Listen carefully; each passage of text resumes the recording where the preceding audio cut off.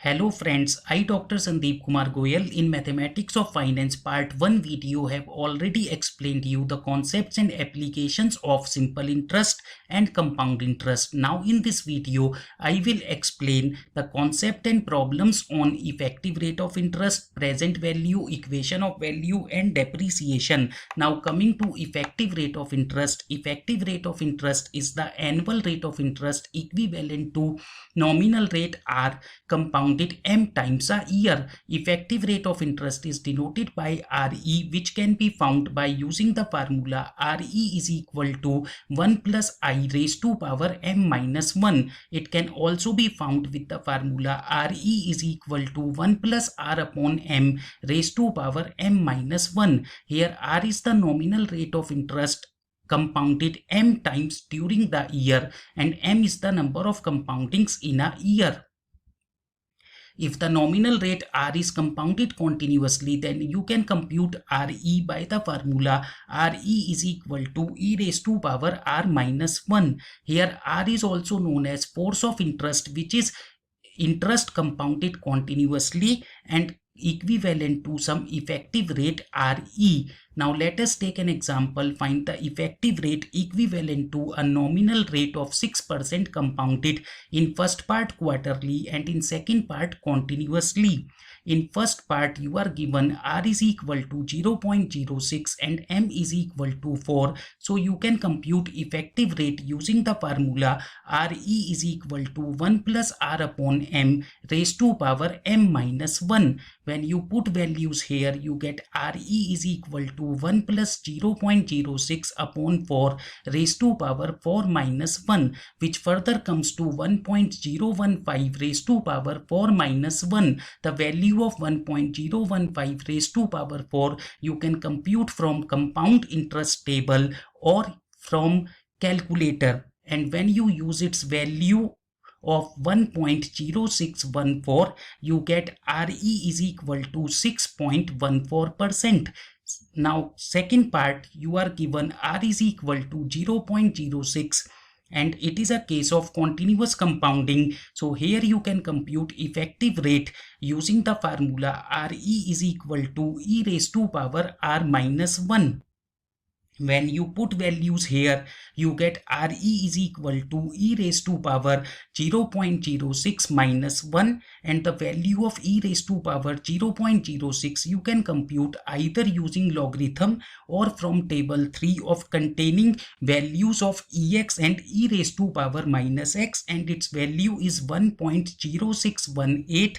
When you use this value, you get RE is equal to 6.18%. Now let us take another example which is better from the standpoint of investor. 9.1% compounded semi-annually or 9% compounded monthly.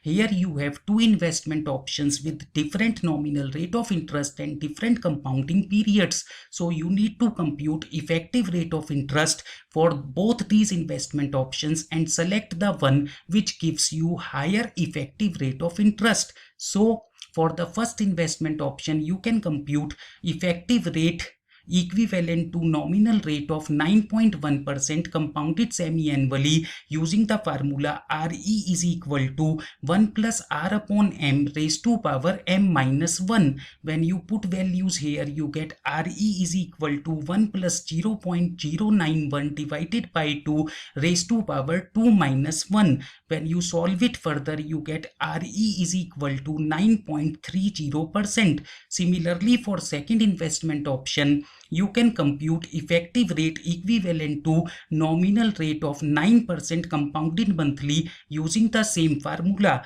and here you get RE is equal to 9.38%. So you can see the effective rate of interest for second investment option of 9.38% is better than 9.30% of first investment option. So you should select the second investment option. Now coming to present value. Present value of sum as due n period hence at the rate I per period can be computed by the formula P is equal to S into 1 plus I raised to power minus n. It can also be computed by the formula P is equal to s into 1 plus r upon m raised to power minus mt. Here r is the nominal rate of interest per annum compounded m times a year, and m is the number of compoundings in a year, and t is the time in years. Now let us take an example.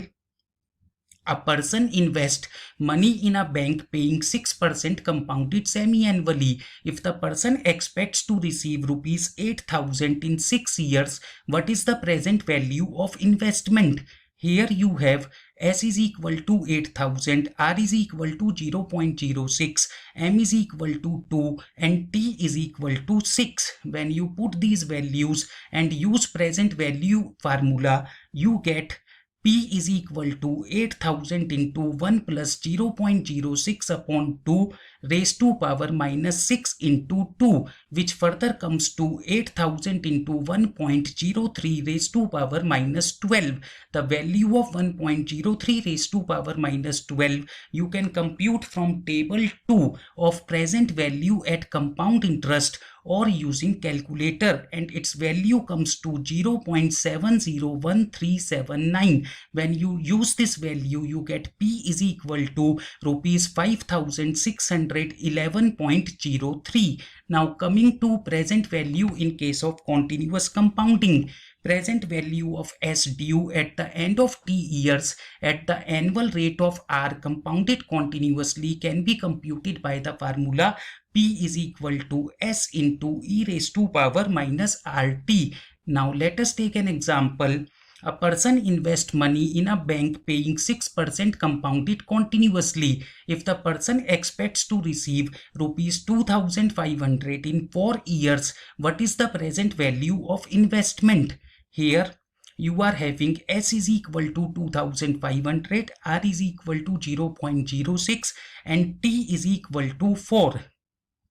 You can compute present value of investment using the formula P is equal to S into e raised to power minus RT. When you put values here, you get P is equal to 2,500 into e raised to power minus 0.06 into 4, which further comes to 2,500 into e raised to power minus 0.24, and e raised to power minus 0.24 you can find from table 3 or logarithm, and its value comes to 0.7866. When you use this value, you get P is equal to rupees 1,966.5.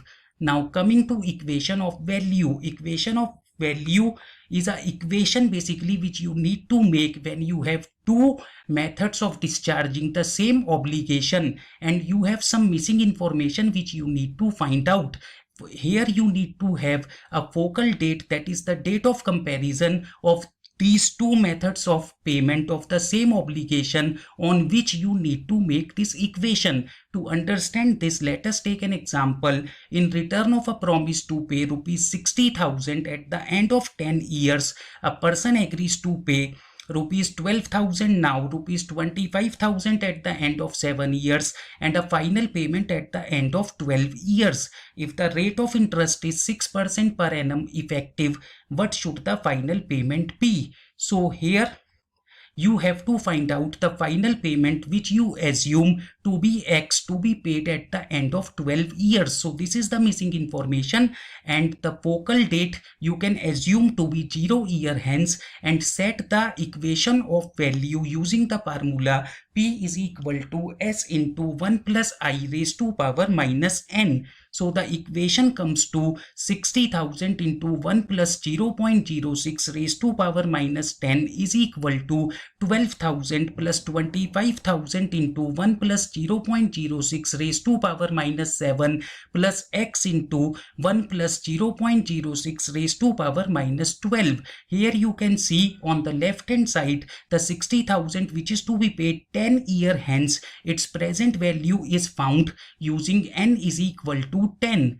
That on right hand side the 12,000 which is to be paid now is taken as it is. The 25,000 which is to be paid 7 year hence, its present value is found using N is equal to 7, and X which is to be paid 12 year hence, its present value is found using N is equal to 12. When you solve this equation, you get x is equal to rupees 9810.87. It is important that you can take focal date to be 0 year hence, or you can take any other date to be focal date. So when you take 12 year hence as the focal date and you set this equation of value, you get 60,000 into 1 plus 0.06 raised to power 2 is equal to 12,000 into 1 plus 0.06 raised to power 12 plus 25,000 into 1 plus 0.06 raised to power 5